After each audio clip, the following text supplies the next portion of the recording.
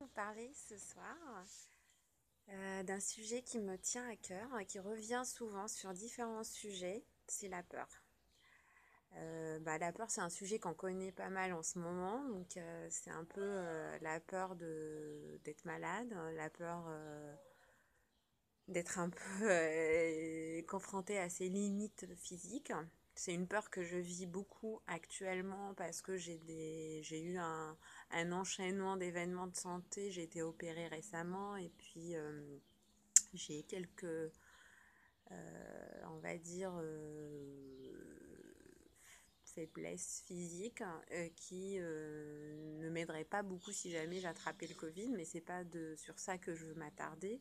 C'est plutôt pour dire que certes la peur on peut la ressentir dans certains domaines de sa vie, mais ce qui est important c'est qu'elle ne soit pas ce qui nous guide en fait. C'est-à-dire que si on est tout le temps à éviter d'avancer, de faire des choses parce qu'on a peur de ceci ou cela, bah, du coup c'est un peu handicapant pour construire des relations, pour faire des choix de carrière, pour tenter des choses nouvelles, pour voyager dans des endroits inconnus en solo. Voilà. Donc, moi, ce que je fais depuis toute petite, c'est là où j'ai peur, c'est là où je vais.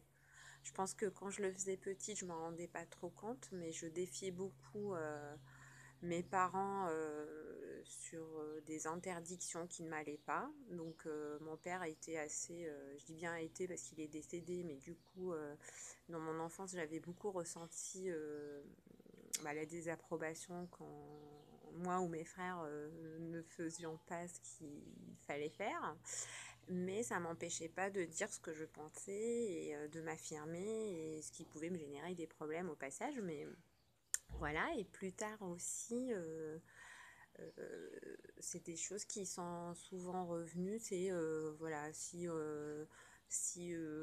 quelqu'un affiche beaucoup son mécontentement et que j'estime que j'ai raison sur ma façon de penser, bah du coup ça m'empêchera pas de dire ce que je pense, même si je peux ressentir un petit peu la boule au ventre devant des énervements ou des désapprobations, parce que faut savoir aussi que je suis pas quelqu'un qui est très à l'aise avec la notion de déception. J'aime pas décevoir, mais j'aime bien aussi dire ce que je pense et aller vers des choses qui m'intéressent, même si on désapprouve mes choix. Donc